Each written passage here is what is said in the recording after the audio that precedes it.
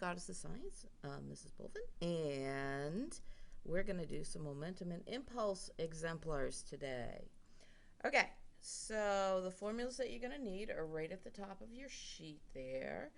The lowercase p is momentum, m in momentum equals mass times velocity. J is impulse, weird, I know, and that equals force times time, and couple of things that we put together. Since impulse is the change in momentum, we can make a little formula by substituting ft in for j and mv in for p. So that's what you get.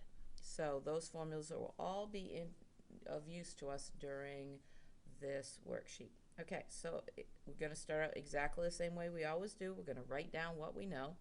A cantaloupe has a mass of 2.5 kilograms, so mass equals 2.5 kilograms.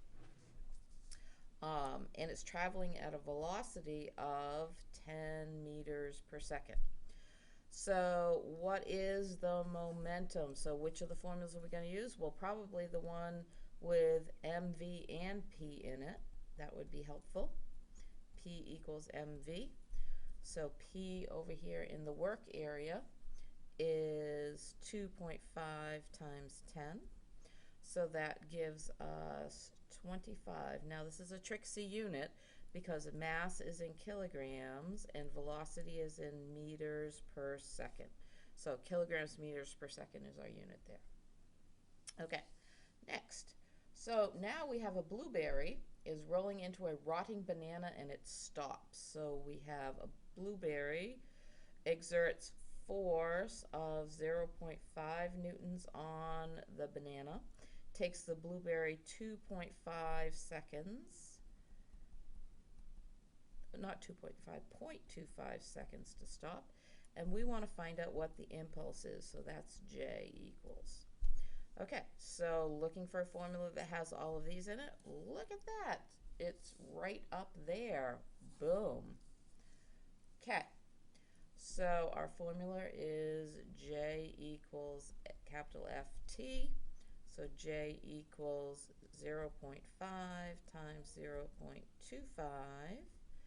And when we do that out, we end up with 0.125, but we're going to round that off to 0.13, and the units for impulse is force unit, newtons, and time unit, which is seconds, so newton seconds is our unit there.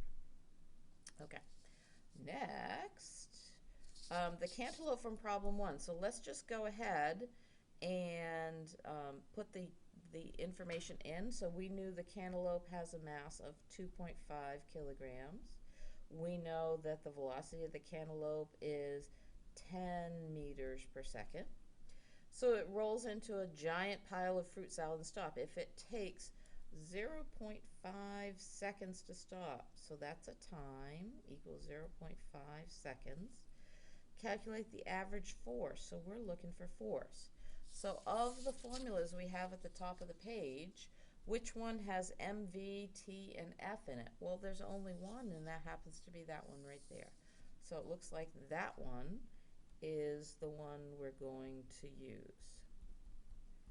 So let's plug in here 2.5 times the change in velocity. It went from 10 meters per second to 0. So that would be the change in velocity is 10 meters per second. And that equals the force times 0.5 seconds. So we're going to divide both sides by 0.5 seconds. So when you do that out, you end up with a force of 50 newtons. And let me just take a second here and double check my math on that. 2.5 times 10 divided by 0.5 is in fact 50 newtons. Great. Okay, so the last one that we have to do here is, again, we have some fruit on the move. A kiwi has a mass of 0.25 kilograms, so the mass equals 0.25 kilograms. Okay. It's rolling at 2 meters per second, so the velocity is 2 meters per second. It rolls into a pile of spaghetti, of course, why not? The kiwi exerts a force of 0.8 newtons on the pile of spaghetti. How long does it take the kiwi to stop? So we're looking for time. So again, we're going to use the same formula that we used up above because it has all the things that we need in it. So we get m change in v equals force times time. So because it's rolling at 2 meters per second and then comes to a stop, so the change in velocity is going to be 2 meters per second. So we got 0.25 times 2 equals 0.8 times time. We're going to divide both sides by 0.8. And when you do the math out, you end up with a number of 0.63 meters per second. Not even meters per second, because how long does it take? So it's good, if you think you know where you're going, to double check to make sure you put the right unit on there. So it's not meters per second, because that's not a time unit. It would just be seconds. Okay, that's it for momentum and impulse exemplars. Thank you for joining me. Have a nice day.